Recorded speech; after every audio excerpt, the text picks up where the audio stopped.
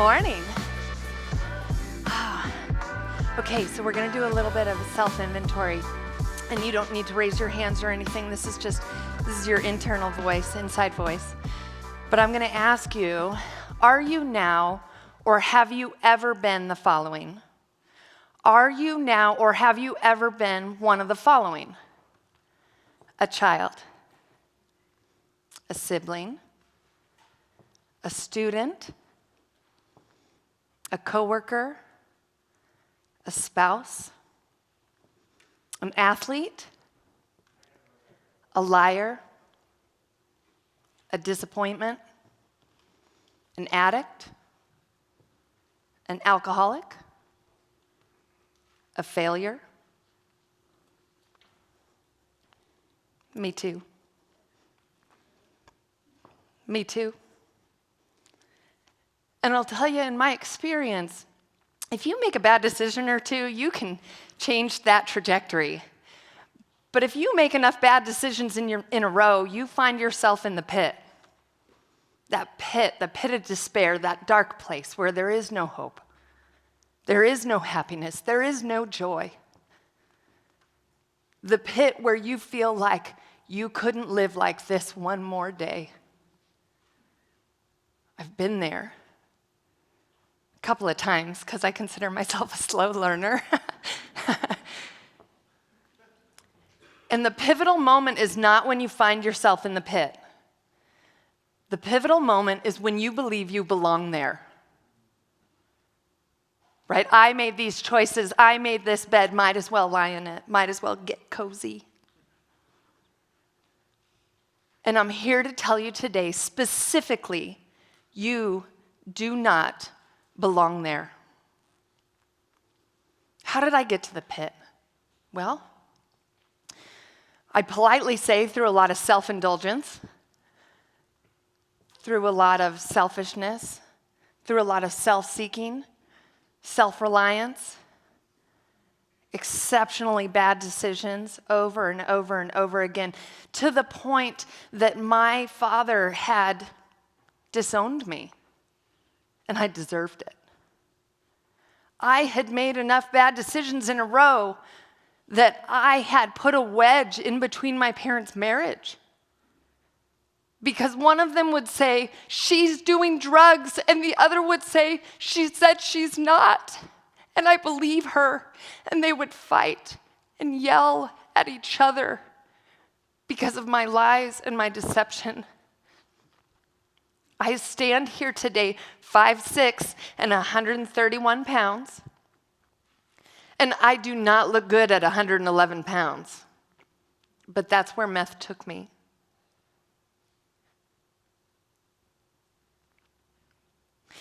And one of the most amazing things is the opportunity to get out of the pit. How did I get out of the pit in that moment, in that time? Because I'm in this situation. I live in Las Vegas. Yes, that's a perfect place for a girl like me at that time. I live in a house with about 6 other people. It is a flop house. I want you to think of all the things that come to mind, and I want you to know that it's worse than what you're thinking. And that's my present circumstance. And I'm standing out in the driveway, having just finished a cigarette, and just found out I was pregnant. And I was excited. We were excited. I had the love of my life, and we were in love for what I knew and thought was love. We loved each other to the best of our ability, and we were excited. But I stood in the driveway and stomped out my cigarette, and I said, if I'm going to be in charge of teaching somebody to be a good person, I should probably start being one. Because I made a decision. I wanted to change my mind. I wanted to change my direction. I wanted out of who I was. Now, I'd love to tell you that was the last time I visited the pit, but as demoralizing as it is, I went back. I went back about 8-10 years later. I found myself in the alcoholic pit of despair, where I couldn't live one more day like I was. I sat in the bathroom and I thought about killing myself. But I didn't want my kids to grow up with a mom who had killed herself. Because I'd already screwed them up enough, I thought. That's the last thing I needed to do. But I sat in that place where I didn't know how to live, but I didn't want to die. But I got out of the pit. Maybe you're in that pit, or one like it. What does yours look like? No hope, no happiness, no joy, darkness. You don't belong there. I'm here to tell you, maybe you're in the pit right now. Maybe you've been there. Maybe you're there right now. Maybe by all external appearances, everything looks great, but you know who you are. You know who you've been, and you are walking around with the ankle weights of shame, trying to just trudge through one more day, and you don't have to because you don't belong there. So how do I get out? Awesome. I hate this. How do I get out? Well, I'm going to talk about a couple of things that I did that worked for me. Maybe I kind of think of them as like roadmap. If I'm in the pit, I need MapQuest directions out. So here's a couple of bullet points from Siri or Jenny. The very first thing I did after I made this decision, I want to change my life, I want to change my direction, I got a co-pilot. Got to get a co-pilot. Now, a divine relationship I have found is incredible and necessary, has been for me. But in this specific instance, I am talking about an actual human. And a co-pilot being somebody who is a qualified pilot who is equipped to assist but does not take over. And I need to get a co-pilot. I need to ask somebody for help, specifically somebody who has been to the pit because they got out. They're my hope. They're my joy. On this road trip, they're who brings the gas because I'm all out of gas. I got nothing. So they're going to bring my gas. They're going to help me be an unbiased set of eyes to tell me how they got out of the pit, to offer me that guidance, to offer me that hand, and sometimes to just help me draw breath when I can't because it hurts so bad. So I got to get a co-pilot. They're the person who is going to help me to make sure that I don't just spin my wheels, but we get out. So I got a co-pilot. Awesome. Let's go. Let's get out. It's very uncomfortable in the pit. I don't want to be here anymore. Can we go? Not yet. Not yet. A couple more things on my checklist, okay? Got my co-pilot. Now we got to check my mirrors. First and most important, I got to check my rear view. How on the planet did I get here? I have to look in the rear view. I have to see, how did I get here? How did I get to the pit? And I have to go way deeper than, well, I did a bunch of drugs, so here I am. Or like, I love vodka, so here I am. Like, it has to be deeper than that. I have to find out why. Why did I do drugs? Why did I drink a lot? Why did I ruin exceptional opportunities in my past? Why? I have to dig deep and find out why, and thank God I have this co-pilot, because if not, I'm just spinning my wheels. I am just recycling the shame and guilt that I have. So I need a co-pilot to help me look at the past so that I can take some of those things out of my mental Rolodex and just stop spinning the wheel. I can figure out, why did I get here? So now I have a chance to not repeat those behaviors, to not repeat those decisions, to see it when it is coming up and recognize it for what it is. Old behavior. And I need it to be old behavior, and it's not old behavior if I keep doing it. It's just present behavior. So, okay, co-pilot, check. Rear view, check.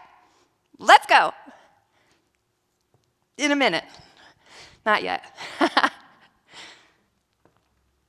Because there's a couple other things I have to do. Do you ever think when you're getting in the car, I turn on the car, check my mirrors, right? And then I have to check my blind spots. Before I change lanes, before I pull out, I have to check my blind spots. And my blind spots, those are the things that are gonna broadside me if I don't pay attention. And I think we have a lot of these. We look at them as flaws, character defects, but we have to be aware of them or else they will tank us. So I have several, but we don't have all day. I've got a couple that I think we might share. One of my blind spots is vanity. We experience vanity. Vanity is what keeps us from telling the truth about how we're really doing. Vanity is what keeps us from sharing all the parts of us. Vanity is what keeps me from telling you who I have been, not just who I am now, today, mostly good. Because if I tell you all the truth, then you might not actually want to be my friend anymore.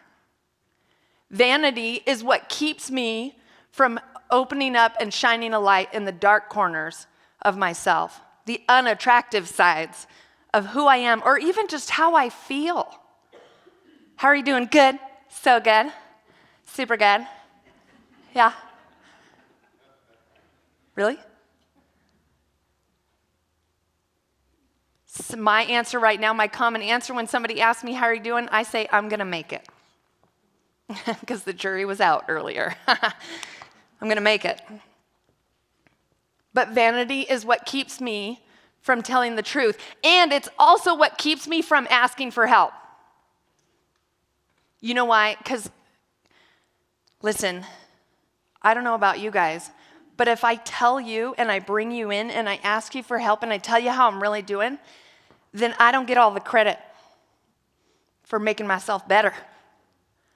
Then I don't get to say, look at what I did. Look at how I got myself out of the pit. Look at me. I got myself there. I got myself out. Ha! Pulled myself up by my bootstraps. I don't get to say that if I ask for help, if I tell you the truth, if I tell you how I'm really doing, if I let you in behind the curtain. So I got to watch out for vanity. We do.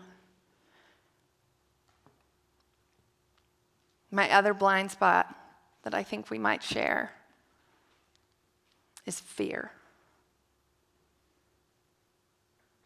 Now, the thing for me is this. I didn't think it was fear. I didn't know it was fear. I was talking to my co-pilot, and I said to my co-pilot, I just am angry a lot. I am angry. I get upset really easy, and I've been praying for patience. I'm like, God, give me the patience to not snap at my kids. Give me the patience to not get upset with my spouse. Give me the patience with my coworkers. Give me patience because I just feel frustrated, and I feel angry, and I just feel I'm short-tempered. And I said, and I just need patience. I'm so angry. And she said, let me ask you this. Is it possible that it is not anger, but fear? She goes, fear that you're going to lose what you have or not get what you want. Consider this. When you yelled at your son, isn't it because you were afraid he made a decision that looked really similar to you, and you were afraid he was going to go down the same path that you did? When you were upset with your husband, isn't it because you felt disconnected from him and you were afraid that he was going to leave you? When you were upset with your coworker, isn't it because you were afraid you were going to lose face or lose your job? Is it possible that it's actually fear manifesting itself as anger? Like for me, I was like, I had never considered that, and I never would have if I didn't have a co-pilot. And she said, hey, I'm just saying, the next six times you feel that boil up in you, that I want you to ask yourself, what am I really afraid of? And I want you guys to try that in the next few days. Those of you that are really good, it might take you like all week to hit 6 times. I can do it in one day because I'm highly competitive. But 6 times, in the next 6 times that you feel yourself get upset, you feel yourself get angry, you feel yourself, it starts to boil up, you want to respond, you want to snark back, you want to make a comment to your kid like, because I said so. And I want you to ask yourself just for a second, what am I really afraid of? 90% of the time, I answer that question. I'm not really angry. I'm scared. I told my son last week in the car, listen, I know I sound upset. I'm just really scared. I'm scared you're going to lose that relationship, and I know how meaningful it is to you. But at first, I just came off as bossy mom. And like, just listen to me. I'm identifying your character defects for you. And, you're welcome.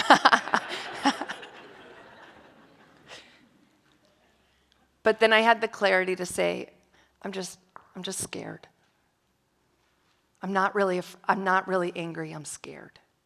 And here's why. So I ask you to think about some of those. What are your blind spots? What are those things we got to pay attention to? So, okay, checklist, right? I got my co-pilot, check. We've checked the rear view. Feel pretty confident I figured out how I got here, so I cannot repeat it. I've checked my blind spots. I'm keenly aware. We're just about ready to leave the pit. But where are we going? It's windshield time now, and the windshield is way bigger than the rearview mirror, thank God. Now you get to decide, who do I want to be? Not what do I want to be. Listen, what I want to be, career is way down here. We're talking character. Who do I want to be? And both times I found myself in the pit, I got to decide, who do I want to be?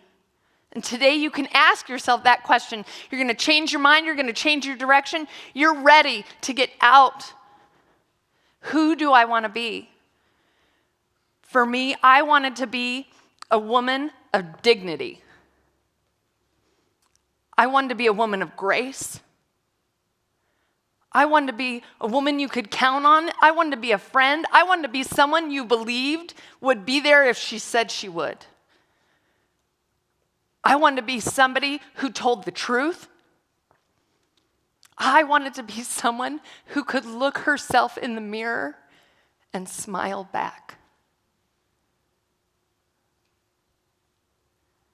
And today I get to come and tell you about these parts of who I was without the guilt and shame, because I'm not that woman anymore. So who do you want to be? Who is your co-pilot?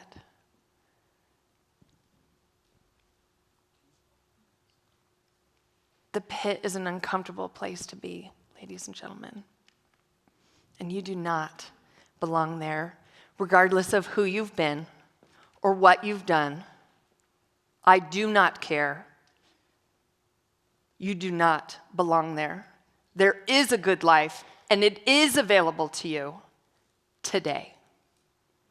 Thank you.